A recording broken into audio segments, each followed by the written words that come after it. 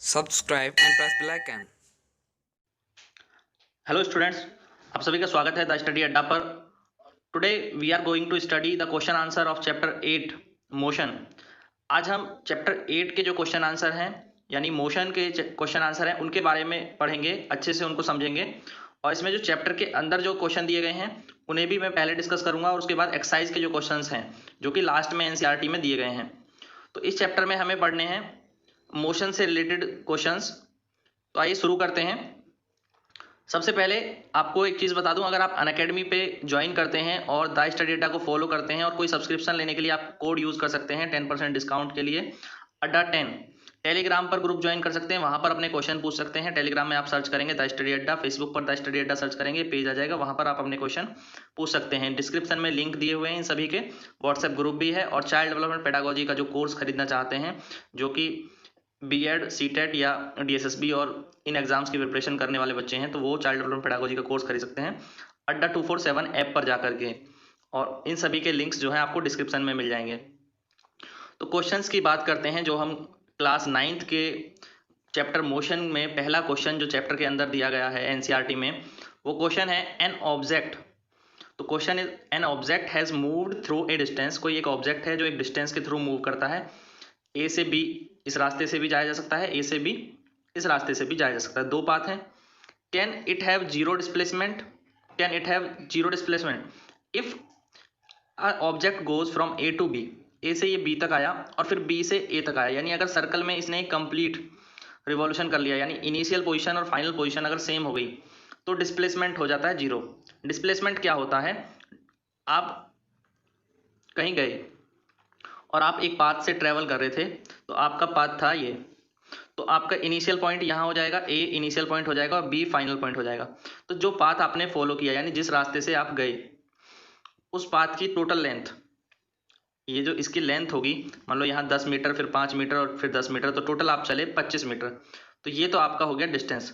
But initial point और final point के बीच में जो मिनिमम डिस्टेंस होती है वो एक स्ट्रेट लाइन होती है, इसको हम कहते हैं डिस्प्लेसमेंट। बट जब इनिशियल पॉइंट और फाइनल पॉइंट या इनिशियल पोजीशन और फाइनल पोजीशन एक ही पॉइंट पे होते हैं, तो उनके बीच में कोई डिस्प्लेसमेंट होगा? नहीं होगा। तो वहां पे क्या डिस्प्लेसमेंट होगा? जीरो। जीरो होगा। तो कब हो सकता है? Yes, an object can have zero displacement. Yes, an object can have zero displacement when the final position of the object coincide. Coincide मतलब एक साथ होना विद इट्स इनिशियल पोजीशन।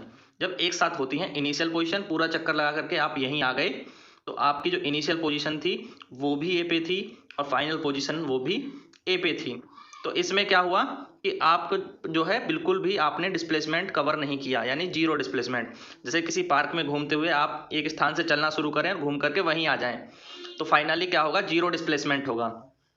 इस क्वेश्चन के दो पार्ट थे। एक पार्ट में हमसे पूछा था कि क्या वो जीरो डिस्प्लेसमेंट रख सकता है, तो हमने इस बात को बता दिया यस, और कब? जब फाइनल पोजीशन और इनिशियल पोजीशन कोइंसाइड हो। उसके बाद आपसे पूछा था एग्जाम्पल, तो हमने एग्जाम्पल भी बता दिया। तो क्वेश्चन का आंसर आपको कंप्लीट करना होता है, शॉर्ट नहीं। जितना क्वेश्चन में पूछा गया है उतना आंसर करें, ना ज्यादा ना कम। नेक्स्ट क्वेश्चन के आंसर पर चलते हैं। ए फॉर्मर मूव, एक किसान जो है मूव करता है along the boundary of a square. एक स्क्वायर फील्ड है, फील्ड साइड 10 मीटर इन 40 सेकेंड। तो 10 मीटर की साइड का एक फील्ड है, यानी कि उसका पेरीमीटर हो जाएगा 40 मीटर। 10 प्लस 10 प्लस 10 और प्लस 10, 40 मीटर हो जाएगा उसका पेरीमीटर। और उसके चारों ओर 40 सेकंड में मूव करता है, यानी एक चक्कर लगाने में उसको 40 सेकंड लगते हैं।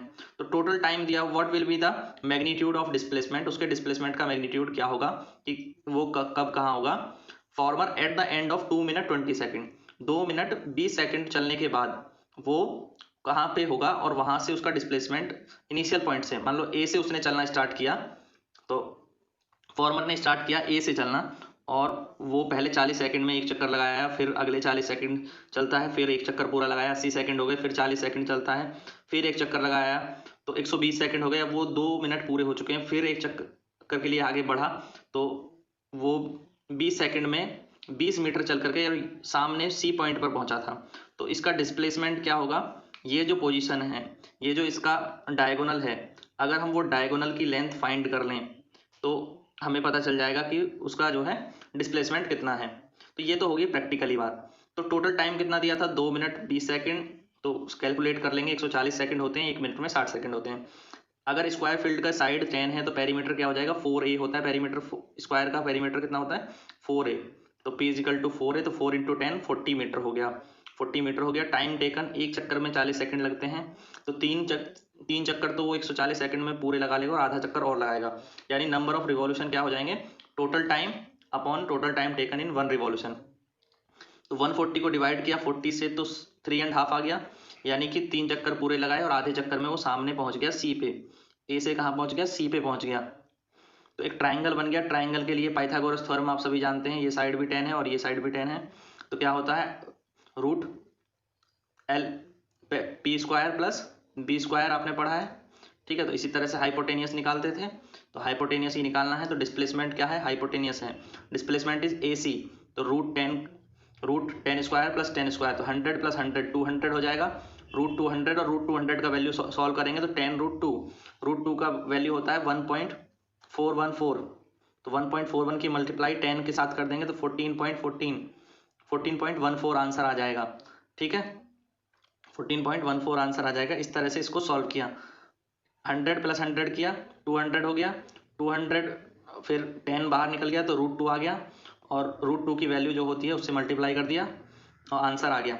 नेक्स्ट क्वेश्चन देखिए, नेक्स्ट क्वेश्चन क्या कहता है, which of the following is true for the displacement, displacement के लिए क्या ट्रू है, it can not be zero, displacement can not be zero, is it true और फॉल्स, बताइए ट्रू है या फॉल्स है कि डिस्प्लेसमेंट जीरो नहीं हो सकता। डिस्प्लेसमेंट कैन बी जीरो कब, जब वो कंप्लीट रिवॉल्यूशन एक चक्कर लगा करके इनिशियल पोजीशन पे आ जाए तो displacement can be zero, it means this is false, तो ये स्टेटमेंट क्या है फॉल्स है। अब देखिए सेकंड पार्ट में क्या पूछा है, सेकंड पार्ट में its magnitude is greater than the distance travelled by the object, तो जो डिस्प्लेसमेंट है क्या वो ज़्यादा हो सकती है डिस्टेंस से, तो ये स्टेटमेंट ट्रू होगी या फॉल्स होगी। तो एक क्वेश्चन तो पहले पूछा था, तो पहली स्टेटमेंट क्या होगी फॉल्स हो गई। तो क्या डिस्टेंस कभी ज़्यादा डिस्प्लेसमेंट ज़्यादा हो सकता है, अगर आप इस रास्ते से गए तो यहाँ तक आप जो तय करेंगे वो डिस्टेंस कितनी होगी पाई आर, क्योंकि ये एक सर्कल का जो है सेमी सर्कल है, और अगर सीधे जाते तो वो किसके इक्वल होती डी के, वो इक्वल होती डी के इक्वल होती वैल्यू। तो इनमें से कौन सी वैल्यू ज़्यादा है, ए से बी अगर हम सीधे जाते हैं ये डिस्प्लेसमेंट है और इस रास्ते से जाते हैं तो ये डिस्टेंस है, क्या कभी ज़्यादा हो सकता है डिस्प्लेसमेंट, तो कभी नहीं हो सकता, यानी कि सेकंड स्टेटमेंट भी फॉल्स है, पहला स्टेटमेंट भी फॉल्स है। तो किसी भी कंडीशन में जो है डिस्प्लेसमेंट ज़्यादा नहीं हो सकता डिस्टेंस से, वो या तो इक्वल हो सकता है या लेस होगा, तो सेकंड स्टेटमेंट फॉल्स हो गया। अब नेक्स्ट देखिए, नेक्स्ट चीज़ आती है distinguish between the speed and velocity, तो स्पीड और वेलोसिटी में क्या अंतर है, तो ये क्वेश्चन है। तो स्पीड और वेलोसिटी में क्या अंतर है, ये आपसे बहुत बार पूछा जाता है 1 या 2 नंबर में। तो स्पीड क्या होती है, स्पीड जो डिस्टेंस ट्रेवल हुई, तो आप ए से बी गए और आपने जो पाथ फॉलो किया उसकी जो लेंथ थी वो होती है डिस्टेंस, और कितना टाइम आपको लगा, तो speed is the distance travel by an object in the given interval of time. तो स्पीड का फॉर्मूला क्या हो जाएगा, तो स्पीड का फॉर्मूला आपका हो जाएगा speed is equal to distance upon time, speed is equal to distance upon time. जबकि वेलोसिटी हमारी क्या होती है कि आप ए से बी तक गए, बट ए पॉइंट से बी पॉइंट के बीच में फाइनल जो डिस्प्लेसमेंट है, तो आपको वो डिस्प्लेसमेंट को कंसीडर करना है, ना कि डिस्टेंस को। तो इस डिस्प्लेसमेंट को कंसीडर करेंगे, displacement of an object is given by the interval of time, तो वेलोसिटी क्या हो जाएगी डिस्प्लेसमेंट अपॉन टाइम, तो वेलोसिटी हो जाएगी डिस्प्लेसमेंट अपॉन टाइम, ठीक है। तो इस तरह से कैलकुलेट किया जाता है, क्लियर। तो सारी चीज़ें लिखी हुई हैं, उसमें आपको टेंशन लेने की कोई ज़रूरत है ही नहीं। स्पीड इज स्केलर, स्पीड कैसी होती है, स्केलर क्वांटिटी होती है, यानी जिसमें ओनली मैग्नीट्यूड होता है, डायरेक्शन नहीं, it has only magnitude. Velocity vector quantity है जिसमें मैग्नीट्यूड और डायरेक्शन दोनों होते हैं। अब नेक्स्ट क्वेश्चन पर चलते हैं, देखिए नेक्स्ट क्वेश्चन, क्वेश्चन नंबर 5।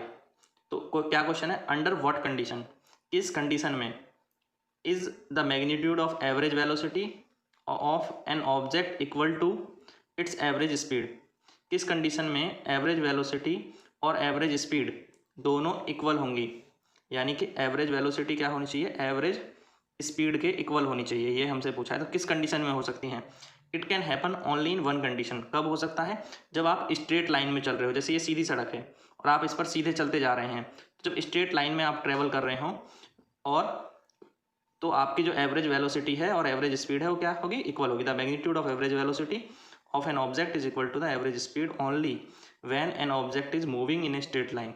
जब कोई ऑब्जेक्ट क्या है, स्ट्रेट लाइन में ट्रेवल कर रहा हो, यानी आप स्ट्रेट रोड पर या किसी सीधी लाइन पर चल रहे हो। ठीक है, क्लियर हो गया। नेक्स्ट देखिए, what does the odometer of an automobile measure. तो ओडोमीटर जो होता है, ओडोमीटर क्या मेजर करता है, एक ओडोमीटर मेजर करता है distance covered by an automobile. तो आपने गाड़ियों के अंदर देखा होगा जो कि एक मीटर लगा रहता है इस तरह से, जिसमें कि आप स्पीड भी मेजर कर पाते हैं। ये जो निडल है ये स्पीड बताती है, जहाँ पे ये पॉइंट करती है तो वहाँ से स्पीड पता चलती है। तो सेंटर में आपने देखा है कि कुछ नंबर्स जो हैं शो होते रहते हैं। तो ये जो नंबर्स दिखते हैं, ये जो व्हीकल है वो कितनी दूरी चल चुका है, तो डिस्टेंस कवर्ड कितनी हुई है वो इससे पता चलती है। ठीक है, तो इसी को हम ओडोमीटर कहते हैं। ये जो डिवाइस आप देख रहे हैं सेंटर में, तो ये क्या है, ओडोमीटर है। क्लियर। तो अब अगर आपसे पूछा जाएगा कि ओडोमीटर क्या मेजर करता है, तो आप बता देंगे distance covered by an automobile. Odometer measure करता है कि किसी जो व्हीकल है उसने कितनी दूरी ट्रेवल की है। क्लियर। नेक्स्ट क्वेश्चन देखिए, next question, what does the path of an object looks like when it is in uniform motion.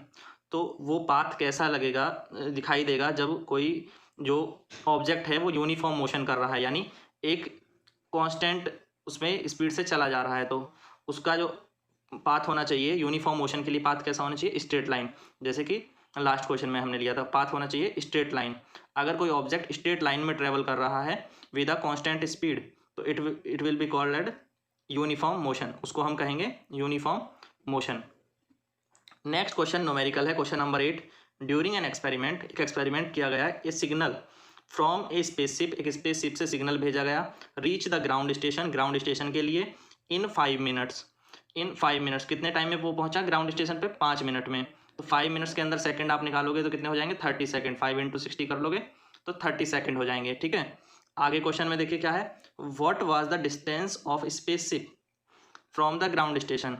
तो अब जो सिग्नल ट्रेवल क्या होगा, सिग्नल किस स्पीड से ट्रेवल करेगा, with the speed of light, आपको दिया भी हुआ है।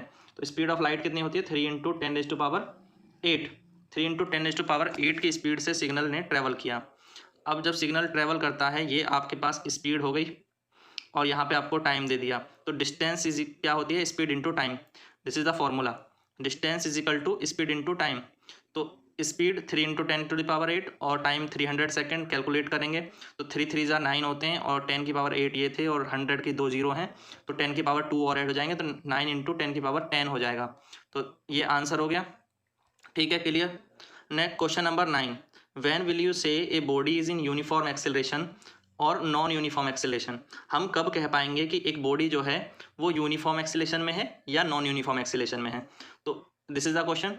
तो आंसर क्या होगा, हम कह पाएंगे कि एक बॉडी यूनिफॉर्म एक्सेलरेशन में है। A body is said to be in uniform acceleration if it travels in straight line. जब ये स्ट्रेट लाइन में ट्रेवल कर रही हो, किसमें, स्ट्रेट लाइन में ट्रेवल कर रही हो, तो हम कह पाएंगे कि एक बॉडी किसमें है, यूनिफॉर्म एक्सेलरेशन में है। एंड और क्या होना चाहिए, एंड वेलोसिटी इंक्रीज और decrease in equal amount in equal interval of time. यानी वेलोसिटी जो है लगातार, अगर मान लो हर 10 सेकंड में, पहले 10 सेकंड में उसकी स्पीड बढ़ करके 10 मीटर प्रति सेकंड हो गई या 20 मीटर प्रति सेकंड हो गई 0 से 10 सेकंड में, फिर अगले 10 सेकंड में, यानी जब टाइम पूरा 20 सेकंड हो चुका होगा तो 20 बढ़ी थी पहले स्पीड, तो 20 और बढ़ करके 40 मीटर प्रति सेकंड हो जानी चाहिए स्पीड। फिर अगले 20 सेकंड में, 10 सेकंड में टाइम हो जाएगा 30 सेकंड और स्पीड बढ़ के 60 मीटर पर सेकंड हो जाए, यानी कि इक्वल इंटरवल ऑफ टाइम। यानी हर बार 10-10 सेकंड के अंदर क्या हो रहा है कि स्पीड जो है 10-10 सेकंड में 20-20 बढ़ती जा रही है। यहाँ टाइम 10-10 सेकंड बढ़ रहा है और स्पीड 20-20 मीटर प्रति सेकंड बढ़ती जा रही है, यानी कि कांस्टेंट है। इक्वल अमाउंट इंक्रीज हो रहा है वेलोसिटी का या फिर डिक्रीज हो इक्वल अमाउंट ऑफ टाइम में, तो उसको कहते हैं हम यूनिफॉर्म एक्सेलरेशन। क्योंकि एक्सेलरेशन क्या होता है, acceleration is the change in velocity upon change in time या टाइम इंटरवल।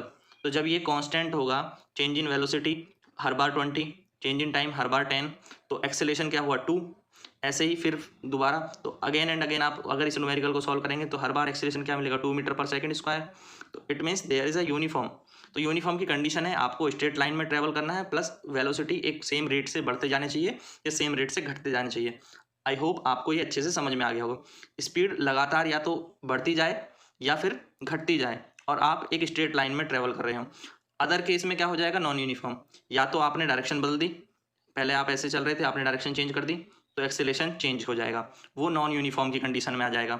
या फिर आप जो है कभी थोड़ी स्पीड वेलोसिटी बढ़ा देते हैं, कभी वेलोसिटी घटा देते हैं, यानी इक्वल इंटरवल ऑफ टाइम में अनइक्वल वेलोसिटी क्या हो जाएगी, अनइक्वल वेलोसिटी, तो उसको हम कहेंगे नॉन यूनिफॉर्म।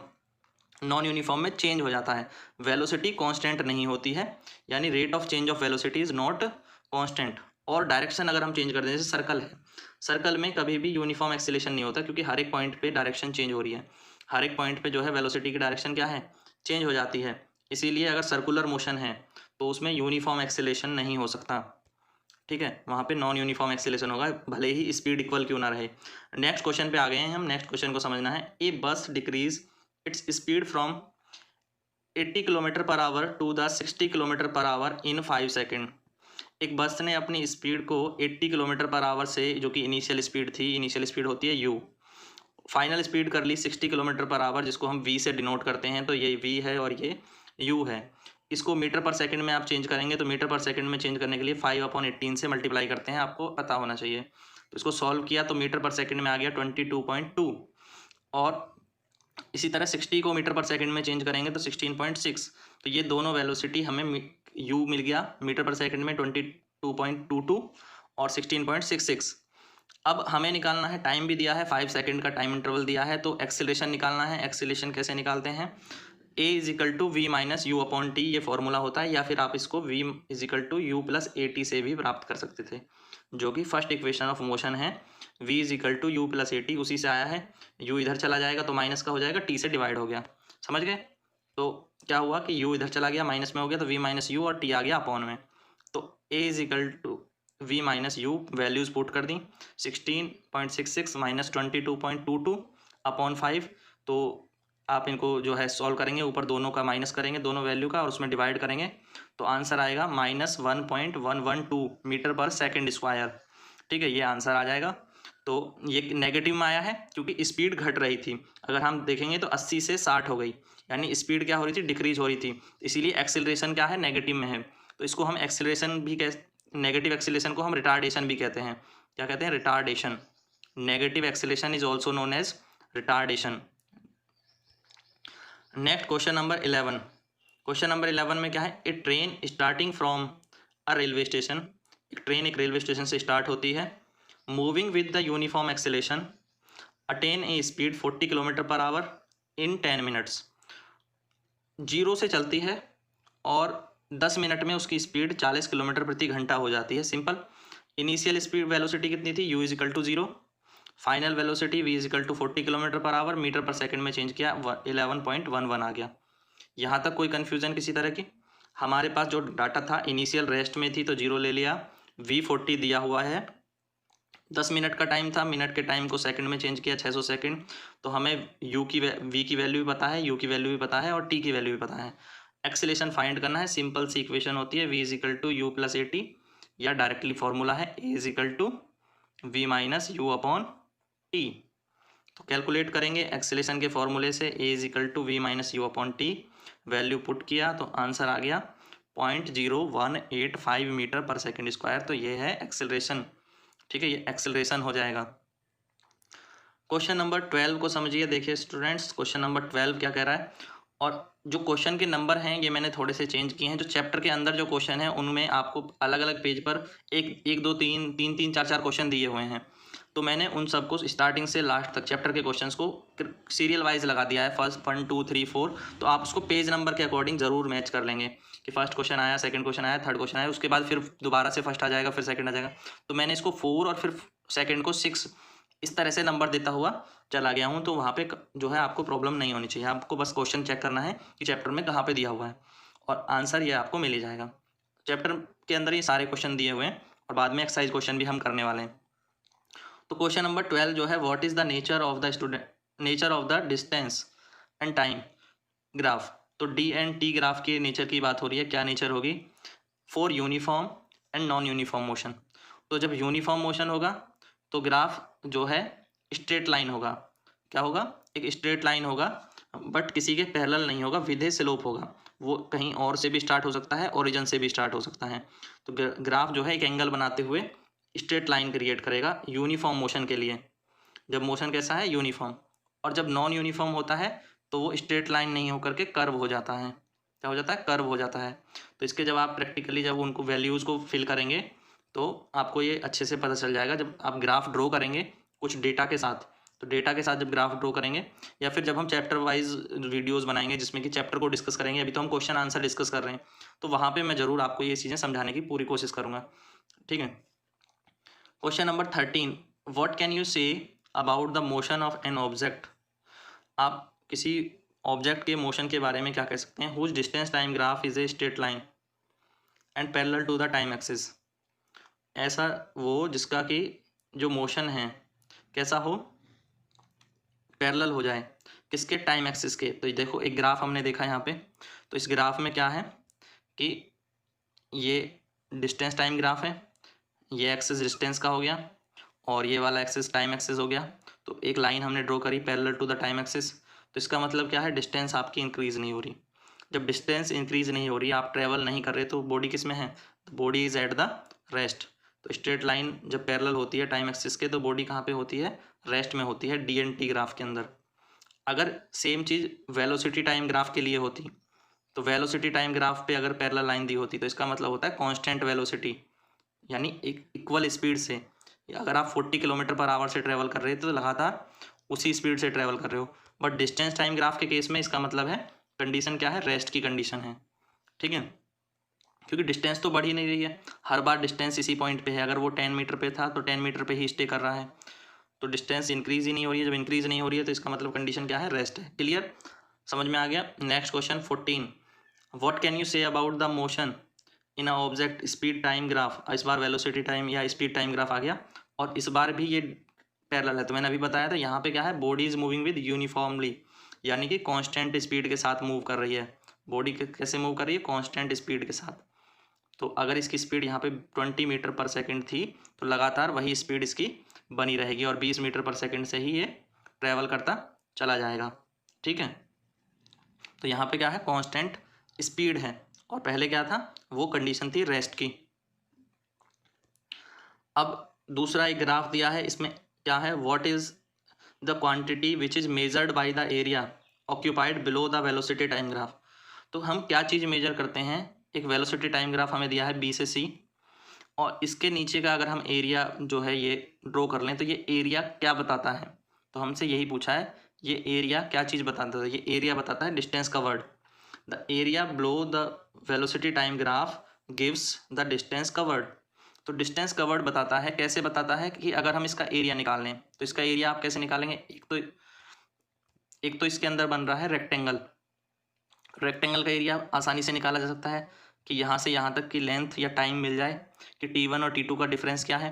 तो T2 माइनस T1 अगर पता होगा, T2 माइनस T1 निकाल लेंगे, दोनों टाइम दिए होंगे, प्लस 0 से U तक, यानी कि U की वैल्यू अगर हमें पता होगी तो T2 minus T1 into U करके ये वाला एरिया आ जाएगा। और ऊपर का एरिया अगर हमें निकालना है तो हमें क्या करना होगा? यहाँ V है और ये U है, तो V माइनस U ये हाइट हो गई, ये वाली हाइट V माइनस U हो गई। T2 माइनस T1 वो था ही। तो ट्राइंगल का फॉर्मूला होता है half into base into height, तो वो फॉर्मूला लगा के ये एरिया भी आ जाएगा। यानी एक बार तो ट्राइंगल का फॉर्मूला लगाएंगे half into base into height, ठीक है, और दूसरे में L इंटू बी, तो L इंटू बी अप्लाई करेंगे तो नीचे का एरिया आ जाएगा। दोनों एरिया जो कैलकुलेट होकर के जब उसे ऐड कर देंगे हम, तो ऐड होने के बाद जो हमारे पास वैल्यू आती है वो वैल्यू किसकी होती है? डिस्टेंस की। वो वैल्यू डिस्टेंस की होती है। तो बस हमें ये बताना था कि इससे हम क्या मेजर कर सकते हैं। हम मेजर कर सकते हैं डिस्टेंस। ठीक है, ग्राफ VNT ग्राफ में अगर हम नीचे का एरिया कैलकुलेट कर लें, VNT ग्राफ में ये एरिया कैलकुलेट कर रहे हैं, तो इस एरिया को कैलकुलेट करने का मतलब केवल इतना है कि हम डिस्टेंस को बता रहे हैं। ठीक, क्वेश्चन नंबर 16, अ बस स्टार्टिंग फ्रॉम रेस्ट, तो U की वैल्यू इनिशियल वेलोसिटी हो गई 0, इनिशियल स्पीड 0। बस रेस्ट से स्टार्ट करती है, उसका यूनिफॉर्म एक्सीलेशन है, ए की वैल्यू दी हुई है। ए की वैल्यू कितनी है? 0.1 मीटर पर सेकेंड स्क्वायर, और for the time 2 minute, time is 2 minute यानी कि 120 सेकेंड। तो V की वैल्यू पता है, ए की वैल्यू, U की वैल्यू पता है, ए की वैल्यू पता है, T की वैल्यू पता है। तो by the first equation of motion v is equal to you plus A T, हम v की वैल्यू निकाल पाएंगे, v कैलकुलेट हो जाएगा। ठीक है, मैं इसको थोड़ा बड़ा कर देता हूँ, देखिए जूम कर लेते हैं। तो हमारे पास क्या क्या गिवन था, हमारे पास गिवन है u की वैल्यू 0 है, a की वैल्यू गिवन है 0.1 है, और गिवन है t की वैल्यू जो कि 120 सेकेंड है। तो ये तीनों वैल्यू हमें दी हुई हैं। ठीक है, तो अब हम v is equal to you plus A T को यूज़ कर रहे हैं, यहाँ लिखा हुआ है सब, इसको यूज़ कर रहे हैं। तो हमें v की वैल्यू आ गई 12 मीटर पर सेकेंड, तो 12 मीटर पर सेकेंड आंसर आ गया। उसके बाद हमें क्या कैलकुलेट करना है, फर्स्ट तो हमें फाइंड करनी थी स्पीड, जो कि हम फाइंड कर चुके, उसके बाद फाइंड करनी है डिस्टेंस। तो डिस्टेंस के लिए आप यूज़ करेंगे इक्वेशन नंबर 3 जो कि होती है v square minus U square equal to 2as। तो v की वैल्यू 12 का स्क्वायर 144 माइनस 0 का स्क्वायर 0 ही होता है, और 2 इंटू 0.1 तो 0.2, और s की वैल्यू कैलकुलेट करनी है तो इसको डिवाइड करने के लिए ले जाएंगे। तो 144 divide by 0.2 is equal to S आएगा। पॉइंट हटाया ऊपर 0 बढ़ जाएगी, 2 से कैंसिल किया तो 720 बार कैंसिल होगा। सारी कैलकुलेशन भी आपको अच्छे से समझ में आ गई होगी किस तरह की है, इस सिर्फ लिखे हुए ही नहीं दिखा रहा हूँ, मैं सॉल्व करके दिखा रहा हूँ आपको, ताकि आप जो है अच्छे से इन्हें कर पाएँ। तो स्पीड हमारी 12 मीटर पर सेकेंड आई और डिस्टेंस आई 720 मीटर पर सेकेंड। क्लियर। तो ये न्यूमेरिकल इस तरह से सॉल्व करना था। हमने इक्वेशन फर्स्ट का यूज़ किया और इक्वेशन नंबर 3 का, मोशन की 3rd इक्वेशन का। क्या क्या होती हैं इक्वेशन 3, एक होती है v is equal to you plus A T, first equation of motion. दूसरी होती है s is equal to U T plus half A T square, half A T square. और तीसरी इक्वेशन क्या होती है, v square is equal to you square plus 2as। तो ये 3 इक्वेशन होती हैं, इन्हीं तीनों का ज़्यादातर यूज़ होगा हमारे न्यूमेरिकल्स को सॉल्व करने में। ठीक है, नेक्स्ट क्वेश्चन, क्वेश्चन नंबर 17। एक train is travelling at the speed 90 kilometre per our. तो हमें स्पीड दी हुई है, इनिशियल स्पीड कितनी, 90 kilometre per hour. The brakes are applied, brake लगाए जाते हैं यानी स्पीड घटाई जाती है। So as produce the uniform acceleration -0.5, A की वैल्यू भी दे दी -0.5। Find how far the train will go before comes at the rest. तो फाइनल वेलोसिटी 0 हो जानी है, how far it will go, तो हमें वैल्यू कैलकुलेट करनी है एस की। तो by the 3rd equation of motion जो कि है v स्क्वायर, करता हूँ आपको क्लियरली दिख जाएगा कि क्या लिखा हुआ है। देखो, तो 3rd इक्वेशन है v square you square plus 2as, v square is equal to you square plus 2as। तो इसमें वैल्यू 0 को पुट किया, 0 का स्क्वायर 0, 25 का स्क्वायर 625 हो जाएगा, 625 होता है 25 का स्क्वायर, और 2 इंटू 0.5 तो 0.1 माइनस का 1 हो जाएगा, तो आंसर आ जाएगा 625। ठीक है, सॉल्व कर पाएंगे, इजीली सॉल्व कर पाएंगे उधर, क्योंकि यहाँ -1s है और वहाँ माइनस के 625 उधर चले जाएंगे, माइनस से माइनस कैंसिल हो जाएगा, तो 625 मीटर आ जाएगा। ठीक है, तो the train will cover 625 metre before it comes to the rest. Clear. Next question number 18। A trolley while going down an inclined plane. एक ट्रॉली नीचे की ओर जाते समय, एक इंक्लाइंड प्लेन पर कोई ट्रॉली है और वो नीचे की ओर लुढ़क रही है। तो नीचे की ओर जाते समय एक्सेलरेशन है 2 सेंटीमीटर पर सेकेंड स्क्वायर। कितना एक्सेलरेशन है, 2 सेंटीमीटर पर सेकेंड स्क्वायर का एक्सेलरेशन है। तो ये पॉजिटिव एक्सेलरेशन है, नीचे की ओर जा रहे हैं। What will B its velocity after 3 second. तो इनिशियली इसने स्टार्ट किया था 0 से और टाइम हमें दे दिया 3 सेकेंड का, तो कितनी स्पीड हो जाएगी 3 सेकेंड बाद, v हमसे पूछा है। तो बाय द फर्स्ट इक्वेशन हम आसानी से निकाल सकते हैं, क्योंकि u भी गिवन है, a भी गिवन है और t भी गिवन है, और पूछा क्या है, v पूछा है। तो जब ये पूछा जाता है तो हम इक्वेशन लगा देते हैं, फर्स्ट इक्वेशन। तो u की वैल्यू हो गई 0, a की वैल्यू हो गई 2 और t की वैल्यू हो गई 3। तो 2 इंटू 3 आंसर इज 6 सेंटीमीटर पर सेकेंड, 6 सेंटीमीटर पर सेकेंड। एक चीज़ मैं आपको बताता हूँ कि आप कैसे पहचानेंगे कि आपको इक्वेशन फर्स्ट अप्लाई करनी है, सेकंड अप्लाई करनी है या थर्ड अप्लाई करनी है। तो ध्यान से ये चीज़ समझिएगा, आपके लिए बहुत हेल्पफुल होगी। तो हमारे जो इक्वेशंस ऑफ मोशन होते हैं वो होते हैं 3। फर्स्ट इक्वेशन होती है v is equal to you plus A T. ठीक है, एक second, v is equal to you plus A T. और दूसरी इक्वेशन होती है s is equal to U T plus half A T square. ठीक है, और तीसरी इक्वेशन होती है V square is equal to you square plus 2as। आपको ये तीनों इक्वेशन याद रखनी है। अब बात ये आती है कि हम न्यूमेरिकल के लिए कब कौन सी इक्वेशन अप्लाई करें, कब हमें फर्स्ट इक्वेशन अप्लाई करना होता है, कब सेकंड इक्वेशन अप्लाई करना होता है, कब थर्ड इक्वेशन। तो आप ध्यान से अगर देखेंगे, आपसे वी यू ए या टी में से एक चीज़ अगर पूछी हो और बाकी की तीन चीज़ें दी हों, तो आप पहली इक्वेशन अप्लाई करेंगे। और इसकी खास बात है, इसमें एक चीज़ नहीं है, वो नहीं है एस नहीं है, या आप लिख लेंगे एस नोट। क्या नहीं है? एस नहीं है। जब एस के बारे में ना बताया हो ना पूछा हो तो आप कौन सी इक्वेशन लगाएंगे? पहली इक्वेशन। ध्यान से सुनना, S U T A T, इसमें चार चीज़ें हैं, एक एस है, यू है, टी है और ए है। चार में से तीन दिए हों, कोई सा एक पूछा हो, तो सेकंड इक्वेशन लगाएंगे, आपको सोचने की ज़रूरत ही नहीं है। अगर इन चार में से कोई सा एक पूछा है, बाकी तीन दिए हैं। और ख़ास बात है, इसमें वी नहीं है, यानी जब आपको क्वेश्चन में वी ना दिया हो ना पूछा हो तो भी आप यही इक्वेशन लगाएंगे।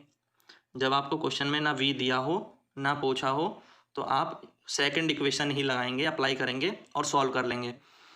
वी यू ए एस, चार वेरिएबल हैं, तीन वेरिएबल दिए हों, एक वेरिएबल पूछा हो, तो ये इक्वेशन अप्लाई हो जाएगी, इजीली अप्लाई हो जाएगी।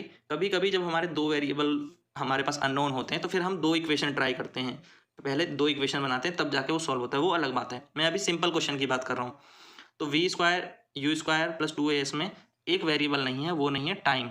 तो जब टाइम ना दिया हो ना पूछा हो तो भी यही इक्वेशन लगती है। और अगर इनमें से कुछ तीन दे रखे हों, एक नहीं दिया हो, तो भी यही इक्वेशन लगती है। तो आप अगर 3 to 1 ऐसे याद कर लेंगे, 321 3 to 1 कोड होता है TVS। जब टी नहीं तो थर्ड, जब वी नहीं तो सेकंड, और जब एस नहीं तो फर्स्ट इक्वेशन। 3 to 1 TVS। ठीक है, अब आ जाते हैं क्वेश्चन पे, बात करते हैं क्वेश्चन नंबर 19। अब यहीं पे ये चीज़ अप्लाई करनी है, आपको पहचानना है। देखो क्वेश्चन में यूनिफॉर्म एक्सेलेरेशन दिया है, ए दे दिया, डिस्टेंस कवर दी है 10 सेकेंड के अंदर, डिस्टेंस एस पूछा है, टाइम दिया है, a racing car has uniform acceleration after start, तो स्टार्ट किया u0 से। तो देखो ए दे दिया, टी दे दिया 10 सेकेंड, यू दे दिया 0, एस आपसे पूछा है, क्या नहीं है? वी नहीं है। तो वी के बारे में कुछ नहीं है, तो इक्वेशन कौन सी लगेगी? दूसरी, सेकंड इक्वेशन लगेगी। सेकंड इक्वेशन हमने अप्लाई कर दी, v equal s equal to U T plus half A T square, put कर दो 0 इंटू 10, हाफ इंटू 4 इंटू 10 का स्क्वायर 100 होता है। और इसके बाद आप देखेंगे तो 0 इंटू 10 0 ही हो गया, तो 4 इंटू 100 400 डिवाइड बाई 2 आंसर आ जाएगा, 400 डिवाइड बाई 2 200। तो 200 मीटर कितनी डिस्टेंस ट्रेवल हुई? 200 मीटर। क्लियर? इसी तरह से अब इस क्वेश्चन नंबर 20 के लिए सोचना, a stone is thrown in vertically upward direction, एक स्टोन को फेंका गया वर्टिकली अपवर्ड डायरेक्शन में विद द वेलोसिटी 5। तो इनिशियल वेलोसिटी हमें दे रखी है 5 मीटर पर सेकेंड। और if the acceleration of stone is during the motion is 10 metre per second square. तो एक्सेलेरेशन हमें कंसिडर करना है यहाँ पे अपवर्ड डायरेक्शन में, जी की वैल्यू जो है 10 लेनी है, 10 मीटर पर सेकेंड। जी और ए सेम ही है क्योंकि ये ग्रेविटी की बात हो रही है, ठीक है। तो ए और जी ए की बात करते हैं। अपवर्ड फेंका गया, इन डाउनवर्ड डायरेक्शन भी 10, अपवर्ड भी 10 होता है। What will be the height attained, एस पूछा है, height attained, and how much time it will take to reach there, और कितने समय में वो वहाँ पहुँचेगा ये भी बताना है। जब हम किसी चीज़ को ऊपर की ओर फेंकते हैं, ध्यान से सुनना बात को, जब किसी चीज़ को ऊपर की ओर फेंका जाता है तो पहले तो वो स्पीड से जाएगी और फिर उसकी स्पीड घटते घटते घटते एक फाइनल पॉइंट पे आके वो मैक्सिमम हाइट जहाँ पहुँचेगी तो वहाँ final speed v is equal to क्या हो जाएगी? 0 फिर वो उसके बाद दोबारा वापस आना शुरू करेगी। तो एक कुछ क्षण के लिए उसकी स्पीड 0 हो जाएगी, वही उसकी मैक्सिमम हाइट होगी। तो इससे हमें क्या पता चला कि जब कोई चीज़ ऊपर की ओर जा रही है तो वो उसकी फाइनल वेलोसिटी तो हमें पता ही है 0 है, इनिशियल भी पता है वो 5 दे रखी है 5 मीटर, ए की वैल्यू भी पता है, ए की वैल्यू कितनी दे रखी है? 10 मीटर पर सेकेंड स्क्वायर दे रखी है। तो आपके पास क्या क्या डाटा है? v है, u है, a है, क्या पूछा है? t। तो कौन सी इक्वेशन लगेगी? First equation, v is equal to you plus A t. दूसरा, फिर हम s निकालें, तो s निकालने के लिए हमें क्या चाहिए? थर्ड इक्वेशन में v square is equal to you square plus 2as। तो इससे हम मैक्सिमम हाइट भी निकाल सकते हैं। तो हमारा जो क्वेश्चन है वो फर्स्ट और थर्ड इक्वेशन से इजीली सॉल्व हो जाएगा, होने को आप सेकंड इक्वेशन से भी सॉल्व कर पाएंगे। तो गिवन था 5 मीटर पर सेकंड माइनस 10, ये हो गया। इक्वेशन थर्ड हमने अप्लाई करी तो डिस्टेंस हमने कैलकुलेट कर लेनी है, 2 इंटू माइनस 10 और 0 का स्क्वायर माइनस 5 का स्क्वायर, तो 20 माइनस के 20s और 5 का स्क्वायर 25, और इसके बाद minus 25 divide by minus 20, minus से माइनस कैंसिल हो जाएगा, answer will be 1.25 metre per second. First equation of motion हमने अप्लाई किया, v is equal to you plus A t apply किया, तो v माइनस यू उधर चला गया तो v माइनस यू हो गया, t से डिवाइड वो a से डिवाइड हो जाएगा, तो a से डिवाइड हो जाएगा तो टाइम कैलकुलेट हो जाएगा, और टाइम कैलकुलेट कर पाएंगे तो आप 0 माइनस 5 अपॉन माइनस 10, तो टाइम इज़ 0.5 सेकेंड, यानी आधा सेकेंड, 1/2 सेकेंड जिसको हम कहते हैं। क्लियर, बहुत इजी न्यूमेरिकल है।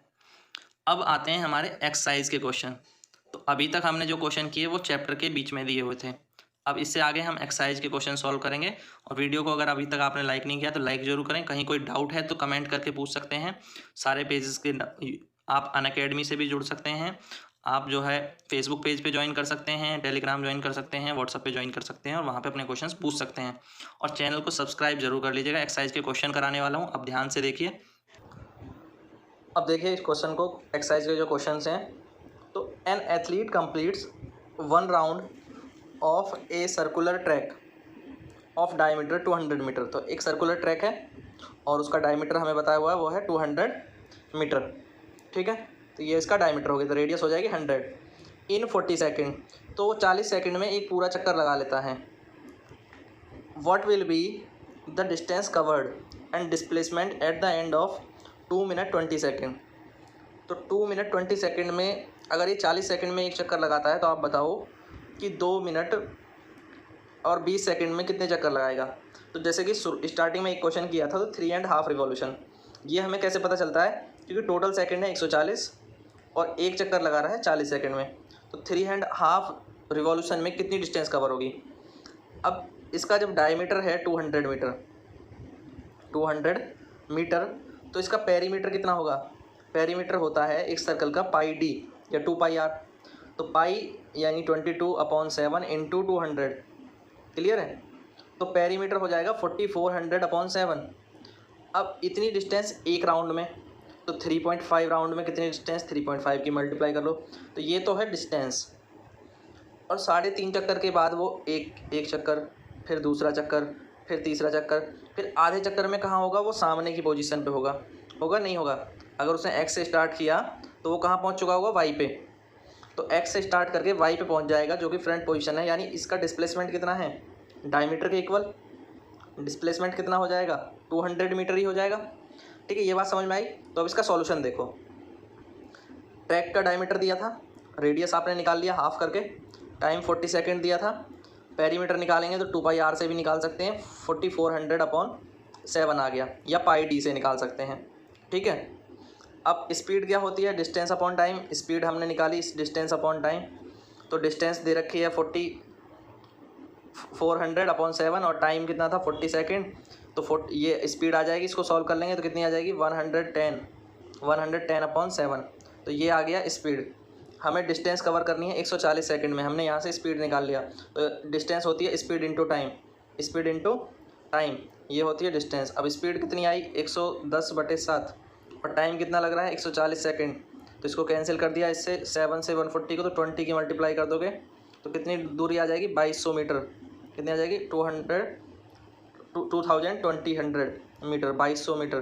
ठीक है, तो 2200 आंसर आ गया। समझ में आया कैसे सॉल्व किया।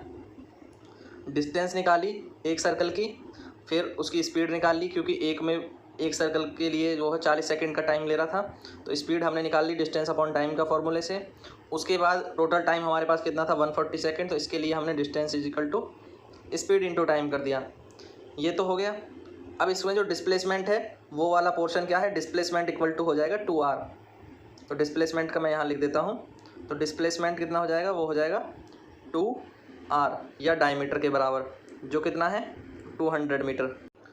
नेक्स्ट क्वेश्चन देखिए, नेक्स्ट क्वेश्चन है Joseph jogs from one end A. Joseph A से जॉगिंग स्टार्ट करता है, ए से अनदर एंड बी तक जाता है और ये डिस्टेंस हमें दे रखी है 300 मीटर, कितने 300 मीटर, इन 2 मिनट 30 सेकेंड यानी कि 150 सेकेंड में। तो 2 मिनट में 120 सेकेंड प्लस 30, तो 120 सेकेंड में जाता है 300 मीटर, यानी कि उसकी स्पीड अगर हम निकालेंगे तो स्पीड हो जाएगी 2 metre per second, 2 metre per second distance upon time. Then turn around, वापस मुड़ता है, जॉग्स 100 मीटर, 100 मीटर जाता है, सी पे आ जाता है, back to the point C in 1 minute. अब वो 100 मीटर चलता है 60 सेकेंड में, ठीक है। तो अब उसकी स्पीड कितनी है 5/3, अभी स्पीड है 5/3। तो अब ये बात समझ में आ रही है, पहले वो जाता है 300 मीटर तो 150 सेकेंड में, और उसके बाद वो जाता है 100 मीटर 60 सेकेंड में। तो यहाँ स्पीड आ गई 2 मीटर पर सेकेंड, वहाँ स्पीड आ गई 5/3 मीटर पर सेकेंड। इतनी बात क्लियर हो रही है। What are the Joseph's average speed, दो एवरेज स्पीड कितनी है और वेलोसिटी, एवरेज वेलोसिटी कितनी है from A to B and A to C. समझिए, total distance A to B कितनी थी 300 मीटर, टाइम लगा 150 सेकेंड, स्पीड निकाली 2 मीटर आ गया। जब आप वेलोसिटी निकालने जाएंगे तो भी सेम आएगी क्योंकि स्ट्रेट लाइन में ट्रैवल कर रहे हैं। जब स्ट्रेट लाइन में हम ट्रैवल करते हैं तो वेलोसिटी, एवरेज वेलोसिटी सेम होती है, ठीक है। तो फर्स्ट तक कोई दिक्कत ही नहीं है, ठीक है, सेम आया। डिस्प्लेसमेंट भी वही था 300 और टाइम सेम 150 सेकेंड, तो 2 आ गया। अब सेकंड पार्ट, अब डिस्टेंस ए सी। जब डिस्टेंस की बात करेंगे तो यहाँ से यहाँ तक जाना और फिर 100 मीटर आना, तो टोटल हो गया 400 मीटर, डिस्टेंस हो गया 400 मीटर। टाइम कितना लगा 150, तो ये लगे थे और प्लस 60 और, तो टाइम हो गया 210 सेकेंड। तो टाइम हो गया 210, तो 400 मीटर कवर करिए 210 सेकेंड में, तो 400 को 210 से डिवाइड किया, आंसर आ गया 1.904 मीटर पर सेकेंड। समझ में आया। हमने स्पीड कैसे निकाली, डिस्टेंस अपॉन टाइम से, total distance upon total time, average speed की बात कर रहे हैं, एवरेज स्पीड की बात कर रहे हैं। उसके बाद क्या किया, डिस्प्लेसमेंट निकालना था। डिस्प्लेसमेंट कितना हुआ, ए और सी के बीच में फाइनल दूरी कितनी बची भाई, ये डिस्टेंस कितनी थी 300 मीटर और 100 मीटर वापस आ गए, तो बचा कितना 200 मीटर, 200 मीटर बचा हुआ है। अब 200 मीटर उसने कवर किए कितने टाइम में, 210 सेकेंड में। तो इस बार जब आप निकालेंगे एवरेज वेलोसिटी तो क्या करेंगे, displacement upon time, displacement upon time करेंगे, तो डिस्प्लेसमेंट हो गया 200 और 200 डिवाइड बाई 210, तो 0.952 मीटर पर सेकेंड ये आ जाएगा। मैं इसको थोड़ा जूम करके आपको एक बार दिखा देता हूँ, तो आपको कहीं पे स्क्रीनशॉट वगैरह लेना हो तो आप ले पाएंगे, ठीक है। देखो, तो यही था, ठीक है। 300 मीटर 150 डिवाइड कर दिया 2 मीटर, ये एवरेज स्पीड आ गई, सेम एवरेज वेलोसिटी आएगी क्योंकि एक ही लाइन में ट्रैवल कर रहे हैं, ठीक है। उसने रिटर्न किया नहीं था, ए से बी तक की बात हो रही थी। जब ए से सी तक बात होगी तो क्या हो रहा था, ए से सी तक में जो है स्पीड के केस में तो 400 मीटर की दूरी है क्योंकि ए से बी तक गए फिर सी तक वापस आए, ठीक है। ए से बी तक गए फिर सी तक वापस आए और टाइम लगा 210 सेकेंड, तो इतना निकला। और जब ए से सी तक डिस्प्लेसमेंट लेंगे तो वो सिर्फ 200 मीटर ही है, डिस्प्लेसमेंट कितना है ओनली 200 मीटर है। तो जब 200 मीटर पे सॉल्व करेंगे तो आपको आंसर आपका आ जाएगा ये 0.952, ठीक है। चलिए अब नेक्स्ट क्वेश्चन देखते हैं। नेक्स्ट क्वेश्चन है question number 3। Abdul while driving to school, Abdul school जाने के दौरान कंप्यूट करता है, कंप्यूट द एवरेज स्पीड, अपनी average speed 20 kilometre per hour. वो जब जाता है तो 20 किलोमीटर पर आवर से जाता है और वापस आते समय वो है देखता है कि ट्रैफिक कम है और there is a less traffic, then the average speed is 30 kilometre per hour. Average speed कितनी हो जाती है 30 किलोमीटर पर आवर हो जाती है। तो स्पीड बढ़ जाती है तो टोटल एवरेज स्पीड उसमें निकालनी है टोटल जर्नी में। वो घर से स्कूल गया तो 20 किलोमीटर पर आवर की स्पीड थी और फिर स्कूल से घर आया तो 30 किलोमीटर पर आवर की स्पीड थी। तो इस जर्नी में आपको ना तो डिस्टेंस पता है, डिस्टेंस नहीं पता तो सपोज कर लेंगे डिस्टेंस इज़ डी। कितना टाइम लगा वो हमने कैलकुलेट नहीं कर रखा, तो मान लेंगे पहली बार टाइम लगा T1, उधर से आने में टाइम लगा T2, तो टोटल टाइम हो जाएगा T1 प्लस T2 और टोटल डिस्टेंस हो जाएगी D प्लस D, फिर D जाने का और D आने की डिस्टेंस। तो इसी तरह से हम एवरेज स्पीड निकाल सकते हैं। एवरेज स्पीड क्या होती है, एवरेज स्पीड होती है total distance upon total time, total distance upon total time. अब टोटल डिस्टेंस क्या है, डी डिस्टेंस जाने की और डी ही डिस्टेंस आने की। T1 टाइम जाने में लगा, T2 टाइम आने में लगा, कोई दिक्कत भाई? यहाँ तक की बात से कोई कन्फ्यूज़न है? इस तरह से मैं एवरेज स्पीड निकालूँ तो कोई दिक्कत नहीं है ना। तो अब हमें तो ना तो डी दिया, ना T1 दिया, ना T2 दिया, हमें क्या दिया है? हमें दिया है स्पीड दी है S1 और स्पीड दी है S2। तो मुझे क्या करना पड़ेगा? इस T1 को D और S की फॉर्म में चेंज करना पड़ेगा। तो टाइम क्या हो सकता है? टाइम का फॉर्मूला मेरी तरफ से हो सकता है time is equal to speed S1 upon D हो सकता है, स्पीड अपॉन डिस्टेंस। तो T1 को मैं अगर लिखता हूँ S1 अपॉन D, T1 को अगर S1 अपॉन D लिखूँ तो कोई प्रॉब्लम है? पहले का टाइम कितना लगा? S1 स्पीड से वो D दूरी को D अपॉन S1। इसी तरह से T2 को क्या लिख सकता हूँ? D upon S2, D upon S2 लिखा जा सकता है। तो यही चीज़ें पुट करनी है, देखिए समझिए, ठीक है। सॉल्यूशन को थोड़ा जूम कर लेते हैं, थोड़ा बड़ा सॉल्यूशन है बट सिंपल सॉल्यूशन है, कंफ्यूज होने की ज़रूरत नहीं है। सपोज करो अब्दुल को जो है टाइम लगा जब वो घर से स्कूल जा रहा था, एस डिस्टेंस को कवर करने में T1 टाइम लगा, T2 टाइम जब लगता है जब वो वापस आ रहा था, ठीक है। तो दोनों की स्पीड V1 जब जाने की थी और V2 जब आने की थी तो वो थी 30, ठीक है। यहाँ 20 बाई मिस्टेक हो गया, तो 30 थी। तो एवरेज स्पीड जब वो, ठीक है, इस लाइन की कोई ज़रूरत नहीं है, इसको हम कट कर देते हैं, नीचे लिखा हुआ है 30 थी, ठीक है। सेकंड टाइम में कितनी थी? 30। अब हमें पता है कि टाइम कितना लगा होगा, T1 is equal to S upon velocity. S यहाँ पे डिस्टेंस है ना, तो जो दूरी है उसको S लिखा गया है, तो डिस्टेंस को S upon speed V A average. तो यानी कि T1 हो जाएगा S अपॉन 20, मैं कह सकता हूँ T हो जाएगा S अपॉन 20 और T2 हो जाएगा S अपॉन 30। ये दिए हुए थे, वहाँ 20 और 30 दिए हुए हैं।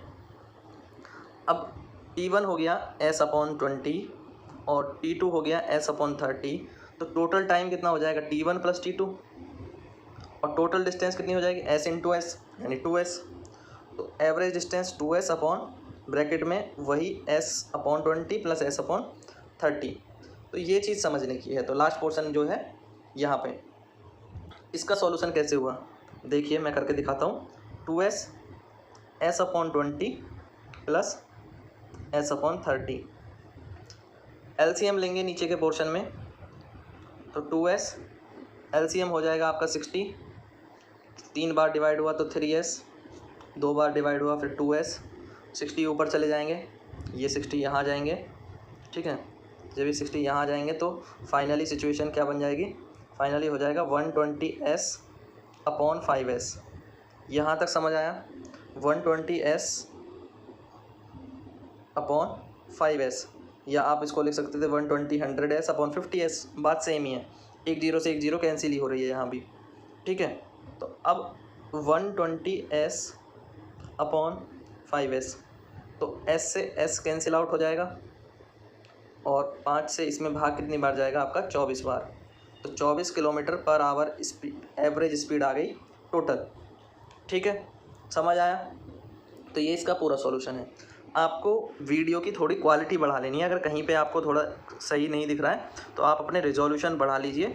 साइड में आप अगर 3 डॉट दिए होंगे कॉर्नर पे, वहाँ क्लिक करेंगे तो वहाँ से आप अपने रिजोल्यूशन इंक्रीज़ कर सकते हैं, तो आपको फिर चीज़ें क्लियर दिख जाएंगी। Question number 4, A motor boat starting from the rest on A lake. एक लेक है, झील है, वहाँ पे स्टार्टिंग करती है एक मोटर बोट, 0 से स्टार्ट शुरू होती है, यू की वैल्यू 0 है।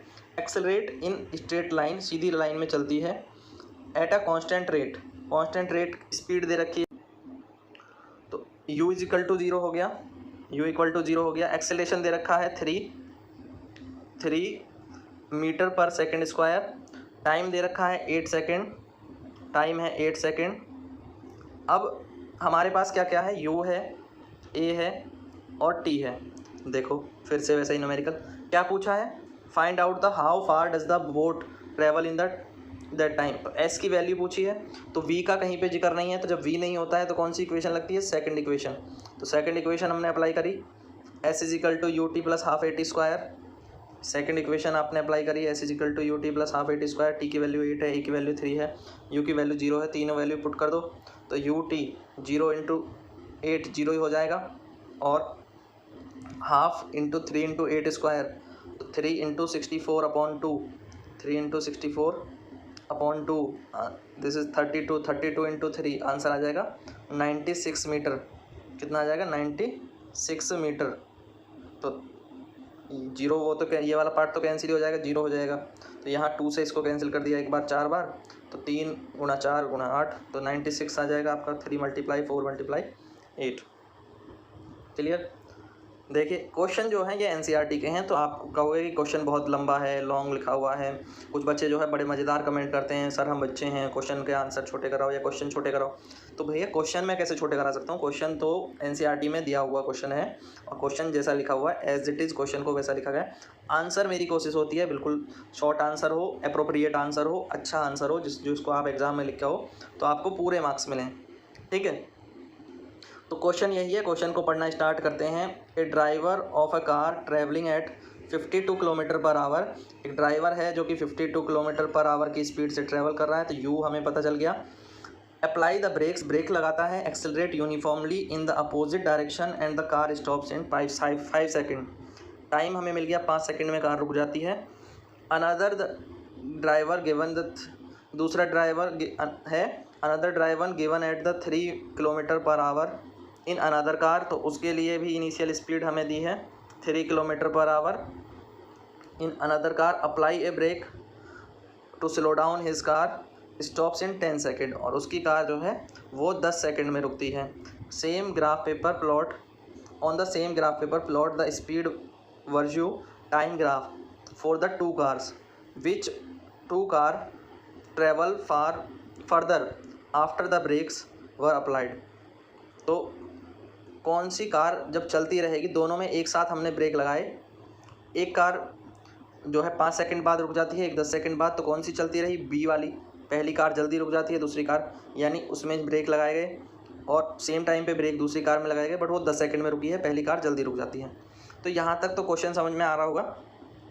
तो इसके लिए आपको क्या करना था? 2 कार दी थी, ठीक है, 2 पी और आर हमने कोई पॉइंट मान लेने हैं, पी, ठीक है।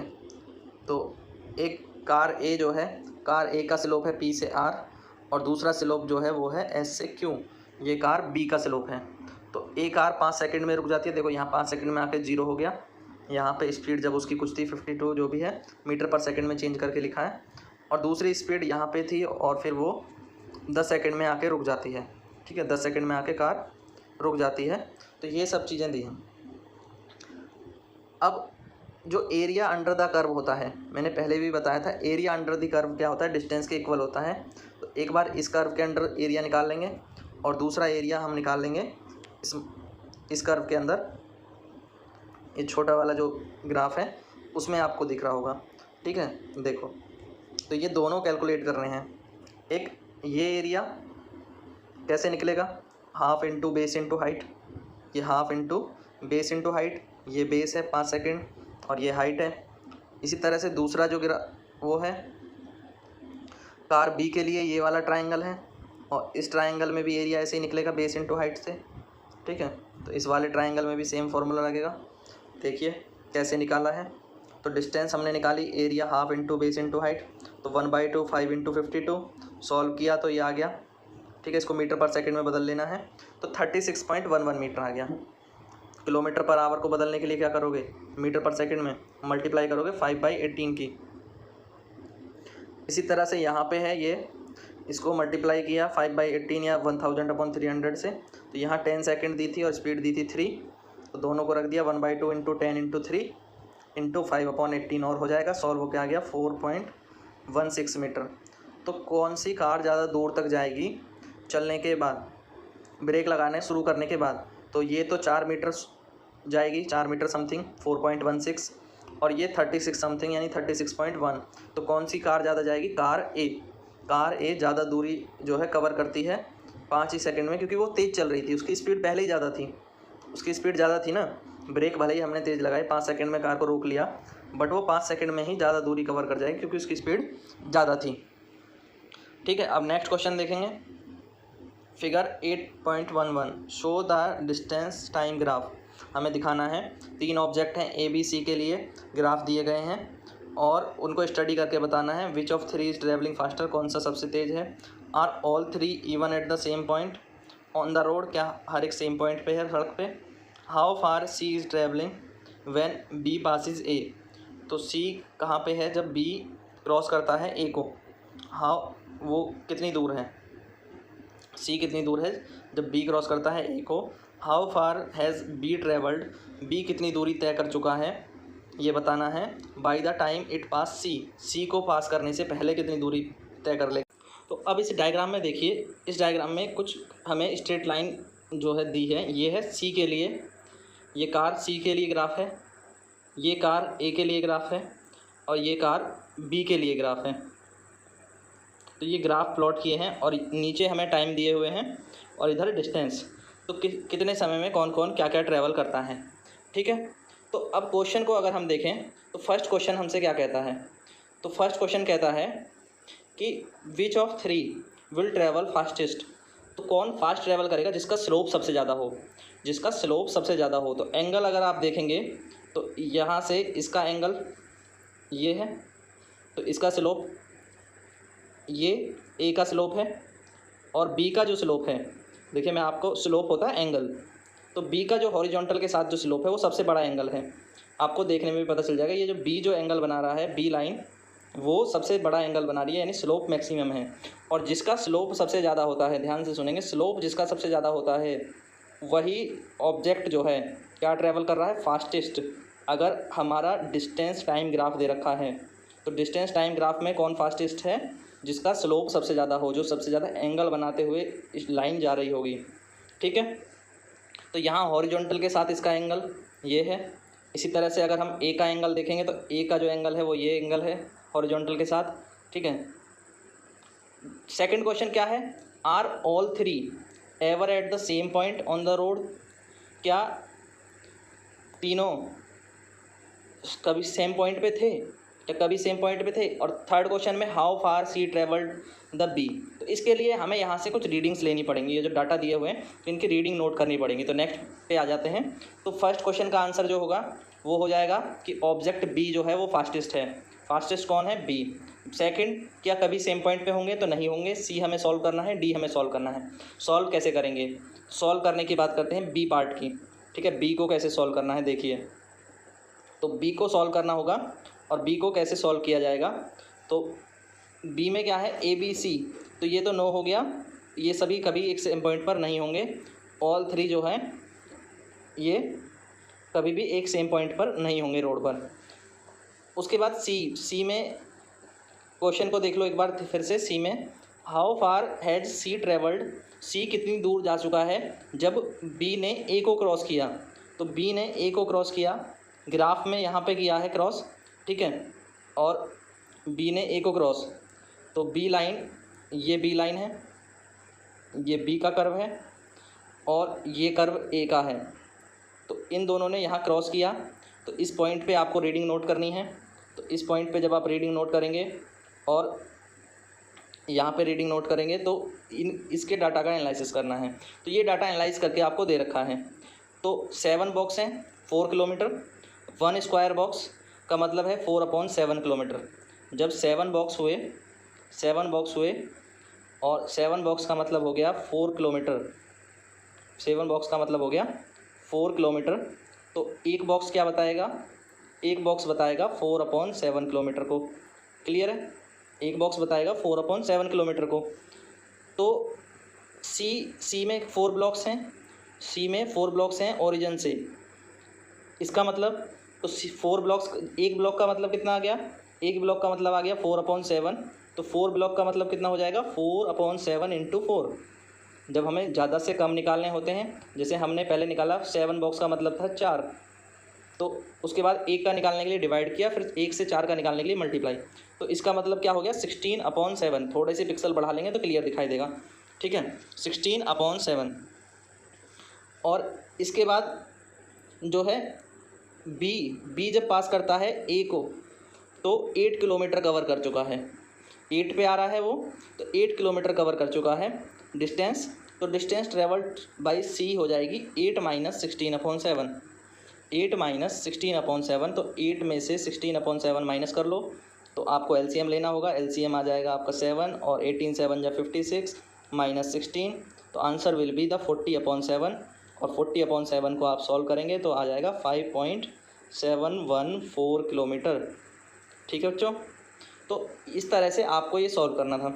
सेम चीज़ डी में करनी है।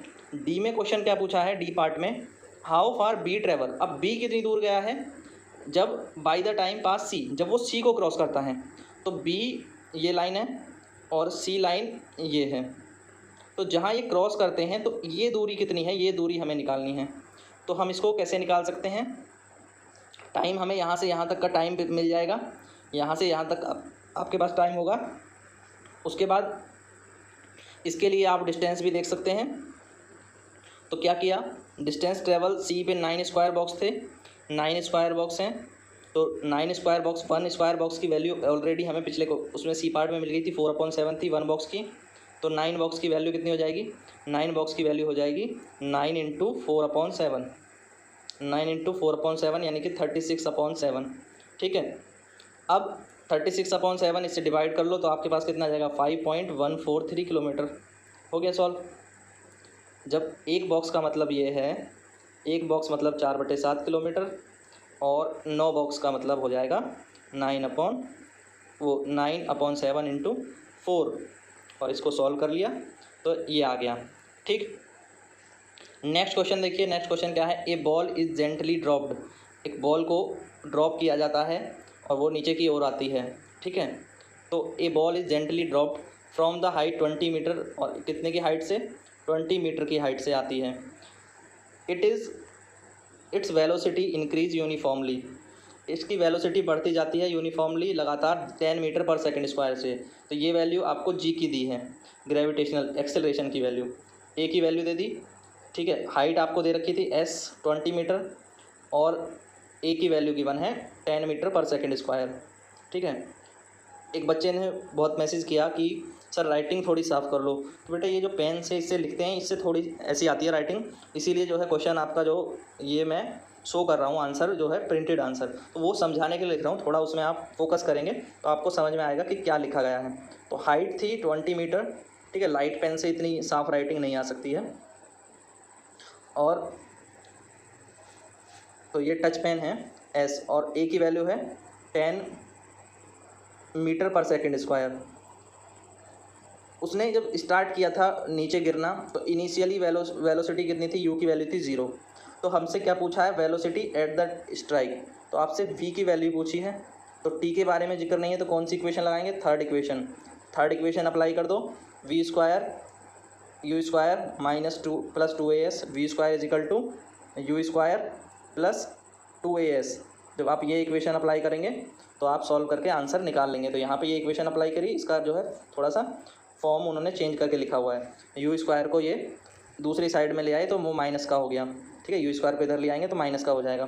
तो ये वैल्यू रख दी, वी स्क्वायर की वैल्यू निकालनी थी तो वो प्लस में हो गए, हमें तो यही निकालना है यू स्क्वायर प्लस 2as। तो 2 × 10 × 20 और 0 का स्क्वायर 0, तो 2 × 10 × 2 400 मीटर पर सेकेंड, ये आंसर आ गया। ठीक है, 400 मीटर पर सेकेंड। उसके बाद एट वॉट टाइम, कितने समय बाद गिरेगा, तो u इज इक्वल टू 0 था, s इज इक्वल टू कितना था, s is equal to 20 metre की हाइट थी, 20 मीटर की हाइट थी, और जो है एक्सेलरेशन कितना था 10 मीटर पर सेकंड स्क्वायर। इस बार क्या फाइंड करना है, टाइम। तो टाइम फाइंड करना है तो इसमें क्या नहीं है, v नहीं है। जब v नहीं है तो कौन सी इक्वेशन अप्लाई कर सकते हो, सेकंड इक्वेशन। वैसे हम v पहले ही कैलकुलेट कर चुके हैं, तो v आप कैलकुलेट कर चुके हैं तो आप फर्स्ट इक्वेशन भी लगा सकते हैं। बस समझ में आई, जब आपके पास v भी प्रोवाइड हो चुका है तो अब आप फर्स्ट इक्वेशन भी लगा सकते हैं और t निकाल सकते हैं। फर्स्ट इक्वेशन ऑफ मोशन क्या है, v is equal to you plus A t, v is equal to you plus A t apply करो, t की वैल्यू फाइंड कर लो। तो t की वैल्यू फाइंड हो जाएगी, कर लेंगे। ठीक है, t की वैल्यू फाइंड कर लेंगे और 20 माइनस v का इसका रूट निकाला गया, 400 का रूट निकालेंगे तब 20 आएगा। ठीक है, तो v के जो राइट आंसर है वो 20 मीटर पर सेकंड था, ना कि 400। इसको राइट आंसर मत समझ लेना, इसका v स्क्वायर का है ये, 400 क्या है वो v स्क्वायर है। थोड़ा सा जो है टाइपिंग मिस्टेक है, तो वी स्क्वायर 400 है तो वी की वैल्यू कितनी हो जाएगी 20 हो जाएगी। रूट निकालेंगे ना बेटा दोनों तरफ का, तो दोनों तरफ का स्क्वायर रूट निकलेगा तो 20 मीटर पर सेकेंड आ जाएगा। ठीक है, तो 20 में से 0 माइनस किया, 10 से डिवाइड किया, जो कि हमें एक्सेलरेशन की वैल्यू दी हुई थी 20 divide by 10 is equal to 2 second. ठीक है, नेक्स्ट क्वेश्चन पे आ जाते हैं। अब next question number 8, the speed time graph. एक हमारे पास वी एंड टी ग्राफ है, स्पीड टाइम ग्राफ, जिसको हम कहते हैं एक कार के लिए दिखाया गया है। यहाँ पे डायग्राम ये दे रखा है, अभी इसकी बात करेंगे। Find out how far the car travel in first 4 second. 4 second में कार कितना ट्रेवल करती है, पहले ये फाइंड करना है। शेडेड एरिया निकाल लीजिए ग्राफ का, दैट रिप्रेजेंट द डिस्टेंस, वो रिप्रेजेंट करता है डिस्टेंस को। Which part of the graph represent the uniform motion, किस पार्ट में मोशन यूनिफॉर्म है। तो यूनिफॉर्म मोशन, यहाँ तो स्पीड लगातार बढ़ते जा रही है तो यहाँ यूनिफॉर्म मोशन नहीं है। इस पार्ट में स्पीड कांस्टेंट है, स्पीड कांस्टेंट है, तो जिस पार्ट में स्पीड कांस्टेंट होती है उस पार्ट में यूनिफॉर्म मोशन होता है। ठीक है, तो हम इसको ए बी सी नाम दे देंगे और फिर कह देंगे पार्ट बी सी में जो है यूनिफॉर्म मोशन है फ्रॉम। ठीक है, तो अभी आंसर देखते हैं। आंसर ये शेडेड एरिया था, इस शेडेड एरिया का पहले डिस्टेंस, ये अगर एरिया निकालेंगे तो डिस्टेंस आ जाएगा। हाइट कितनी है यहाँ तक 6, हाइट है 6 और 0 से कितने टाइम तक 4 सेकेंड तक, तो बेस हो गया 4। तो 1/2 बी इंटू एच अप्लाई करना सभी को आता है। ट्राइंगल का एरिया निकालना, ट्राइंगल का एरिया 1/2 बी इंटू एच, और वही एरिया किसके इक्वल है, डिस्टेंस के इक्वल है। एरिया किसके इक्वल है, डिस्टेंस के इक्वल है। तो 1/2 इंटू 4 इंटू 6। ठीक है, तो 2 से कैंसिल किया 2 बार तो 12 आ गया, 12 मीटर। तो ए से बी तक जाने में इसने कितनी डिस्टेंस कवर कर ली, ए से बी तक में ये जो एरिया आया वही डिस्टेंस के इक्वल है। कितना आ गया 12 मीटर। 1/2 base into height. ठीक है, बेस इंटू हाइट हमने अप्लाई कर दिया। क्लियर, पहले 4 सेकंड के लिए। अब पूरे 6 से 10 सेकंड तक, यहाँ से 6 से और 10 सेकंड तक जो है ये कैसा है, स्ट्रेट लाइन है। इस पोर्शन में जो लाइन है वो कैसी लाइन है, स्ट्रेट लाइन है। तो 4 सेकंड तक स्ट्रेट लाइन है और इसी ग्राफ को हम क्या कहेंगे, यूनिफॉर्म मोशन। तो the part of graph between time 6 to 10। ठीक है, uniform motion of the car. Next question क्या है, which of the following situation, इनमें से कौन सी सिचुएशन पॉसिबल है, और एग्जाम्पल दो, गिव एन एग्जाम्पल। कौन सी सिचुएशन पॉसिबल है उसका एग्जाम्पल दीजिए। पहली सिचुएशन क्या है, an object with a constant acceleration but with 0 velocity. क्या पॉसिबल है कि एक्सेलरेशन हो जाए कांस्टेंट, एक्सेलरेशन हो जाए कांस्टेंट, यानी delta we upon delta T की वैल्यू हमेशा सेम आए। कब होता है ऐसा, एक्सेलरेशन कांस्टेंट कब होता है, जब चेंज इन वेलोसिटी और change in equal interval of time will be equal. अगर वेलोसिटी में चेंज इक्वल रहता है इक्वल इंटरवल ऑफ टाइम में, स्टार्टिंग में मैंने बताया था कि अगर 10-10 सेकंड में लगातार सेम स्पीड बढ़ रही है, हर 10 सेकंड के बाद उतनी ही स्पीड बढ़ती जाए, तो उसको हम क्या कहेंगे, कांस्टेंट एक्सेलरेशन। बट क्या 0 वेलोसिटी के साथ ऐसा हो सकता है, वेलोसिटी 0 कब होगी, when a ball is throw up at the maximum height. जब बॉल कहाँ पहुँच जाएगी, मैक्सिमम हाइट पे पहुँच जाएगी। आपने किसी बॉल को नीचे से फेंका और वो मैक्सिमम हाइट पे पहुँच जाएगी, तो यहाँ पे वेलोसिटी कितनी हो जाएगी, 0। उसका जो एक्सेलरेशन था, लगातार एक्सेलरेशन, जब कोई ऑब्जेक्ट ऊपर की ओर जाता है तो नीचे की ओर होता है -g, है ना। इसकी वैल्यू आप -10 भी ले सकते हैं, या अप्रोक्सीमेटली होती है 9.8। ये अप्रोक्सीमेट है 10 और एग्जैक्ट पे हम लेते हैं 9.8। आप 11th में पढ़ोगे, ये भी फिक्स वैल्यू नहीं है, ये भी जो है लोकेशन पे हाइट पे चेंज होती रहती है। तो अभी तक आपने जी की वैल्यू याद कर रखी है, वो है 9.8।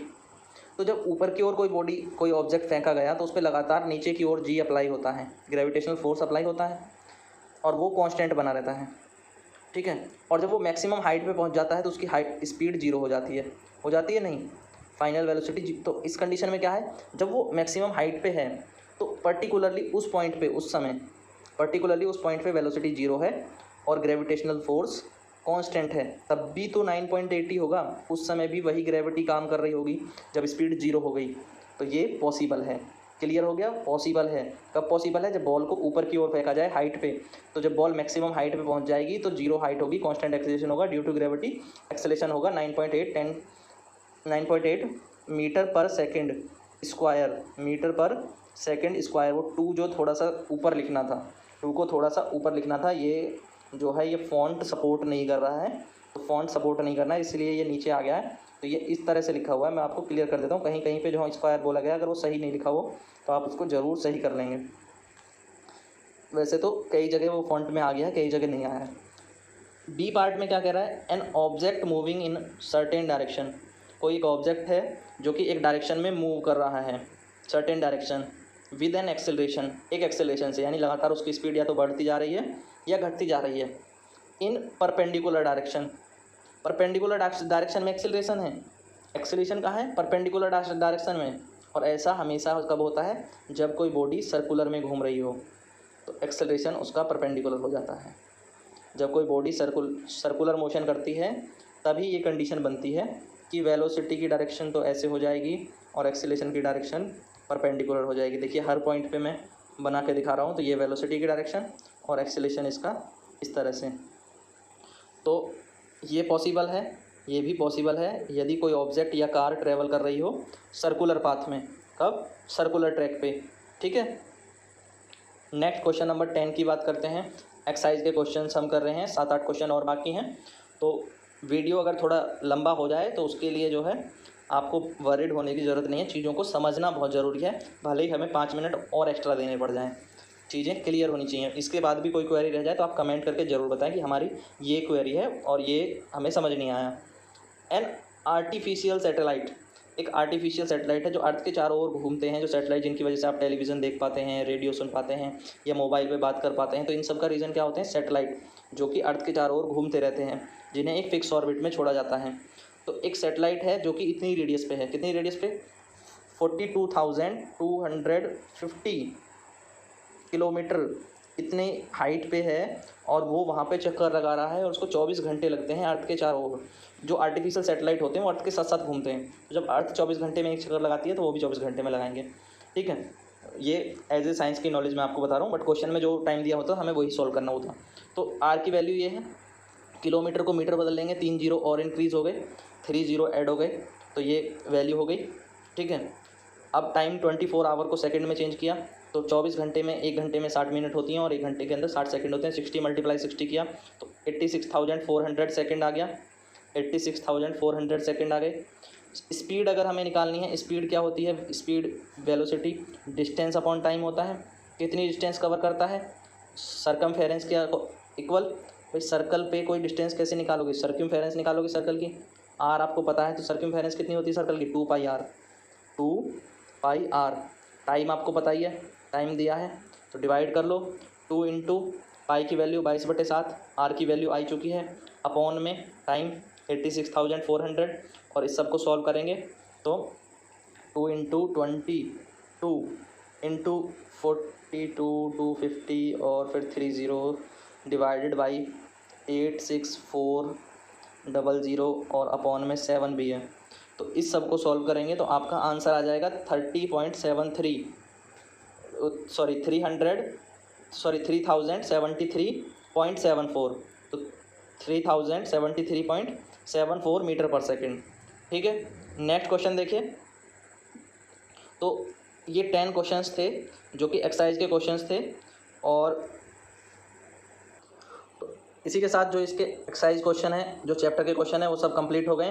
तो आपको जो है जाना है अनअकैडमी पे, सर्च करना है द स्टडी अड्डा, वहाँ फॉलो कर लेंगे। कोई सब्सक्रिप्शन खरीदना चाहते हैं किसी कॉम्पिटिटिव एग्ज़ाम का या किसी एग्ज़ाम का, तो अड्डा 10 कोड यूज़ करेंगे, 10% आपको डिस्काउंट हो जाएगा। टेलीग्राम पर आप क्वेश्चंस पूछ सकते हैं, वहाँ पर क्वेश्चंस के फोटो लेकर के भेज सकते हैं। ग्रुप ज्वाइन कर लीजिएगा, द स्टडी अड्डा ग्रुप सर्च करेंगे टेलीग्राम में, फेसबुक पेज सर्च करेंगे द स्टडी अड्डा के नाम से ही है। व्हाट्सएप ग्रुप का लिंक मिल जाएगा आपको डिस्क्रिप्शन में। और चाइल्ड डेवलपमेंट पेडागोजी का कोर्स जो है, अगर कोई बच्चा खरीदना चाहता है जो बीएड कर रहा हो या फिर सीटेट, डीएसएसबी या किसी टीचिंग एग्ज़ाम्स की प्रिपरेशन कर रहा हो, तो उनके लिए बहुत ही अच्छा कोर्स है ये, अड्डा 247 ऐप पर, वहाँ से बाय कर सकते हैं। लिंक सभी के डिस्क्रिप्शन में आपको मिल जाएंगे। Thank you guys, thanks for. Video को लाइक करके जाएं, चैनल को सब्सक्राइब जरूर कर लीजिए और बेल आइकन प्रेस कर लीजिए ताकि अगली जो वीडियो हो उसका नोटिफिकेशन आपको मिल जाए, और वीडियो को शेयर करें। Thank you, thanks for watching. Why do you fall in the forward direction when moving bus seeks to stop? हम आगे की ओर क्यों चले जाते हैं जब बस ब्रेक लगाती है, रुकती है, और पीछे की ओर क्यों चले जाते हैं जब बस चलना स्टार्ट करती है? From the rest, when it accelerate from the rest. तो ऐसा क्यों होता है? तो इसका कारण भी वही है, इनर्शिया। क्योंकि जो लोग बस में बैठे हैं, जो लोग बस के अंदर बैठे हैं, वो जब बस मूव कर रही थी, इन्हें मूविंग बस जब बस मूव कर रही थी तो वो भी मोशन में थे। तो the passenger are in motion along with the bus, passenger भी मोशन में हैं बस के साथ साथ। But when the brakes are applied, जब ब्रेक्स लगा दिए गए तो क्या हुआ, बस तो रुक गई। टू स्टॉप अ मूविंग बस, बस comes in the position of rest, बस रेस्ट की पोजीशन में आ गई। But because of tendency, but जो कि किस में आ चुकी थी, जो पर्सन्स बैठे थे, जो पैसेंजर बैठे थे, उनमें एक टेंडेंसी आ चुकी थी to be in the motion, यानी वो मोशन में ही थे। और अगर वो मोशन में हैं तो अगर ये गाड़ी चलती जा रही है और ये भी सेम स्पीड से चलते जा रहे हैं, अब ये गाड़ी रुक गई, बस रुक गई, तो पैसेंजर अपनी सीट से थोड़ा आगे चला जाएगा, क्योंकि वो बाद तक भी मोशन में है, वो बाद तक भी मोशन में है। तो इसीलिए द पैसेंजर फॉल्स फॉरवर्ड, अगर चलती बस को हम ब्रेक लगाते हैं तो सवारी आगे की ओर जाती हैं, ठीक है। सिमिलरली इसका अपोजिट होगा, जब बस रुकी हुई है और व्यक्ति बैठे हुए हैं, ठीक है, तो क्या होगा, वो पीछे की ओर, जब बस आगे की ओर चलेगी तो उन्हें पीछे की ओर धक्का लगेगा। तो when a bus is accelerated from the rest the tendency to be rest, तो वो रेस्ट में ही रहना चाहते हैं, इसीलिए बस आगे की ओर जाती है और वो पीछे की ओर रह जाते हैं। तो a person in the bus fall backward. Clear.